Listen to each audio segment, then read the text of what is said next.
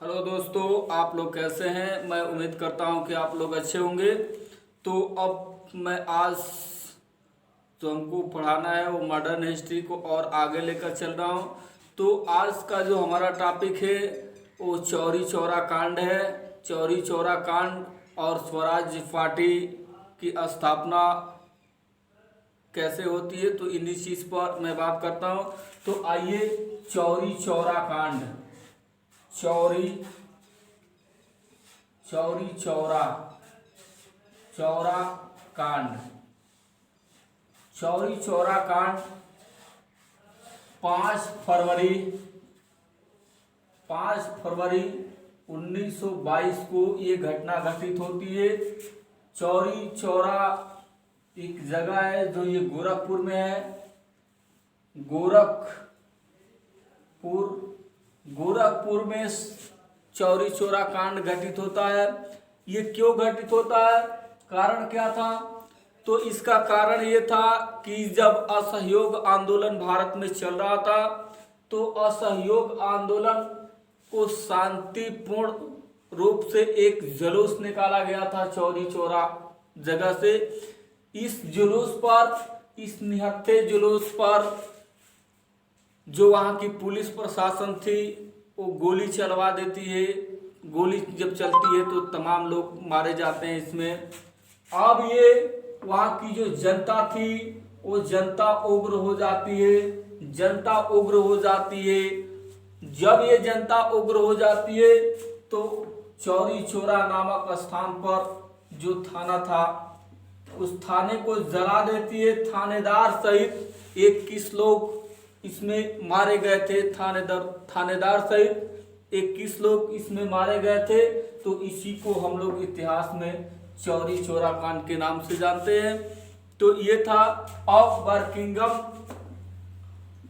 Working committee. Mahatma Gandhi ने एक committee का गठन किया, वर्किंग कमेटी। ये 12 फरवरी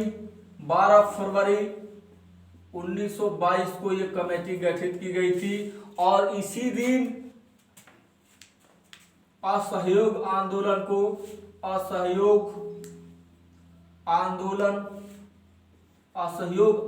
को वापस लिया गया था। तो असहयोग आंदोलन जब वापस लिया गया तो सुभाष चंद्र बोस ने यहाँ पर एक अपना कथन दिया कि हम लोग की देश की दुर्दशा या दुर्भाग्य ऐसी है कि जब हम लोग आज़ादी के दहलीज पर आए तो असहयोग आंदोलन को वापस ले लिया गया। तो ये कथन है। अब आते हैं स्वराज पार्टी। स्वराज पार्टी की स्थापना कैसे होती है? तो स्वराज पार्टी की स्थापना 1923 में किया जाता है।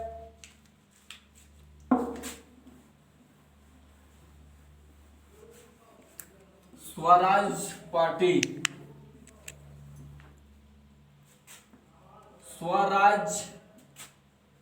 पार्टी ये 1 जनवरी 1923 को कांग्रेस का विभाजन होता है। जब असहयोग आंदोलन को वापस लिया जाता है तो कांग्रेस का विभाजन होता है। कांग्रेस 2 भाग में टूट जाती है, एक परिवर्तनवादी और एक अपरिवर्तनवादी। एक परिवर्तनवादी और एक अपरिवर्तनवादी। परिवर्तनवादी में 2 लोग थे, मोतीलाल नेहरू, जवाहरलाल नेहरू के पिताजी, और सीआर दास और बसंती देवी सीआर दास की पत्नी थी, जो असहयोग आंदोलन में एक पहली महिला थी जिसको गिरफ्तार किया गया था। तो वही बसंती देवी थी। ये परिवर्तनवादी थे। जवाहरलाल नेहरू भी इसमें थे। ये लोग चाहते थे कि हम लोग कांग्रेस से अलग होकर के और हम लोग चुनाव में भाग ले। चुनाव में भाग भी लेते हैं ये, और चुनाव में भाग लेकर के और अंग्रेजों की नीतियों का हम लोग विरोध करें। 101 सीटों पर चुनाव होता है विधानसभा का, जिसमें से 42 पर पूर्ण रूप से इनको जीत मिलती है, और 101 सीटों में से 42 सीट जीत करके और ये आगे जाते हैं। तो ये है स्वराज पार्टी। स्वराज गांधी और सीआर दास समझौता भी हुआ। समझौता 1924 में इन दोनों का समझौता होता है। अब स्वराज पार्टी का पतन 1925 में स्वराज पार्टी का पतन हो जाता है। जब सीआर दास की मृत्यु होती है तो स्वराज पार्टी का अंत हो जाता है। तो ये है स्वराज पार्टी का अंत। अब आते हैं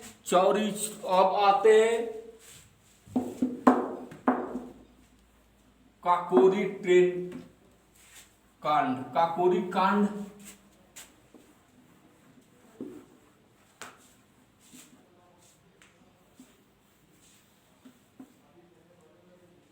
काकोरी डकैती कांड। काकोरी डकैती कांड 9 अगस्त 1925 को उन्नाव में ये काकोरी डकैती कांड हुआ है। ये दिल्ली से ये दिल्ली से कलकत्ता के लिए एक मालगाड़ी जा रही थी। 8 डाउन नाम की एक ट्रेन थी, और यही ट्रेन कलकत्ता से दिल्ली के लिए चलती थी। दिल्ली से कलकत्ता के लिए चलती थी, और ये मात्र 8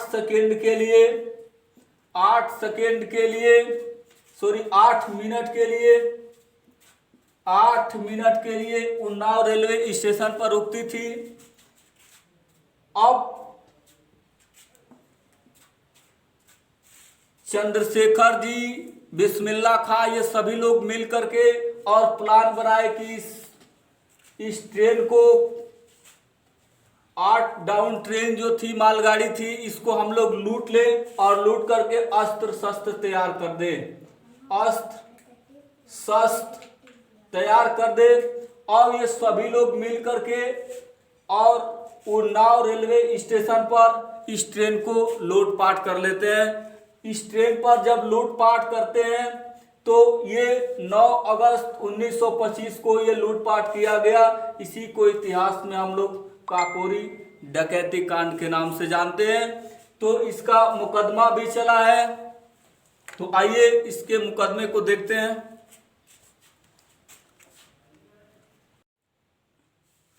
तो अब आते हैं काकोरी डकैती कांड में 25 लोग थे। 25 लोगों में 4 लोगों को फांसी होती है। 4 लोगों को फांसी होती है। 4 लोगों को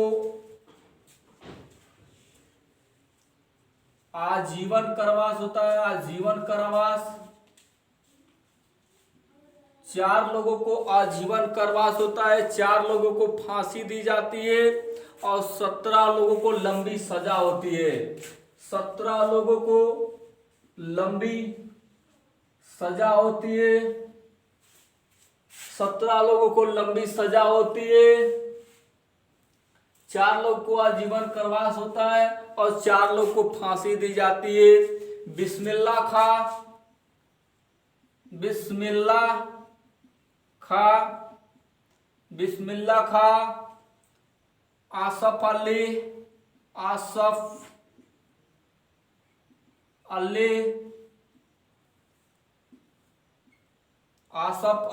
बिस्मिल्लाह खां,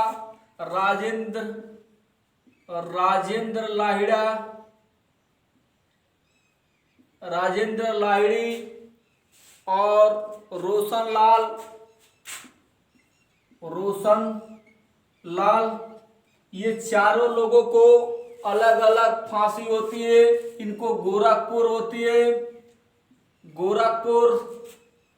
बिस्मिल्लाह खां को गोरखपुर में फांसी होती है और राजेंद्र को गोंडा में फांसी होती है और रोशन लाल को इलाहाबाद में होती है। इलाहाबाद में इनको फांसी दी जाती है और आसापाली को फैजाबाद में इनको होती है, फांसी की सजा होती है।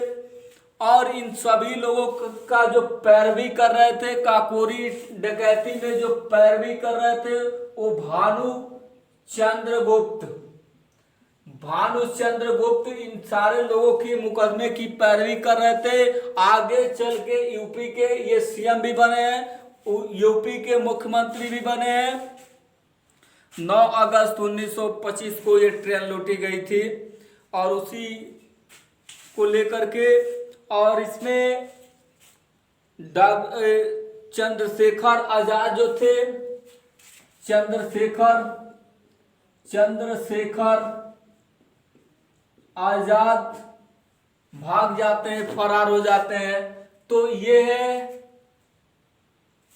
काकोरी डकैती कांड के जितने भी लोग थे, ये सारे लोग, 4 को फांसी, 4 को आजीवन कारावास, 17 को लंबी सजा होती है और बिस्मिल्लाह खां को गोरखपुर में फांसी दी जाती है, आसापल्ली को फैजाबाद में दी जाती है, राजेंद्र लाहिरी को गोंडा में फांसी दी जाती है और रोशन लाल को इलाहाबाद में फांसी दी जाती है। तो ये है काकोरी डकैती कांड के दोषियों को कैसे कैसे फांसी दी जाती है, उन्हीं चीजों को मैंने बताया। अब जो अगला टॉपिक है फिर लेकर के आएंगे। धन्यवाद।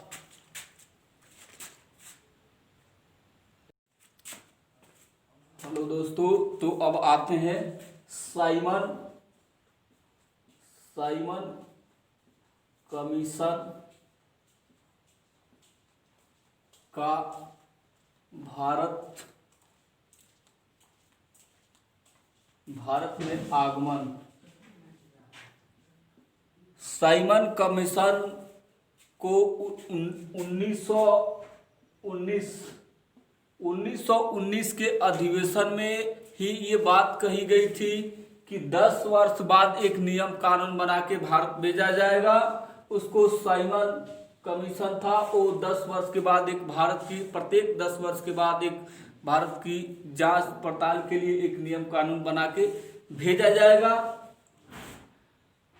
तो अब इसी साइमन को